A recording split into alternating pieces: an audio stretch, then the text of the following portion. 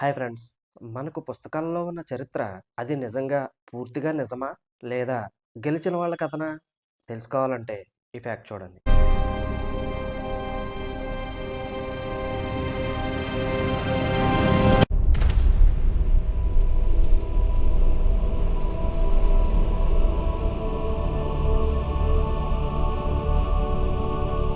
చరిత్రలో యుద్ధాలు గెలిచిన వాళ్ళే పుస్తకాలు రాశారు, శిలాశాసనాలు వేశారు, రికార్డులు నిలిపారు.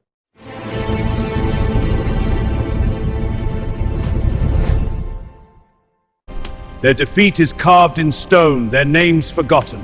We are shadows now. ఓడిపోయిన వాళ్లకు శక్తి ఉండదు, రాయడానికి అవకాశం ఉండదు. అందుకే వారి కథలు కాలంతో పాటు మాయమవుతాయి.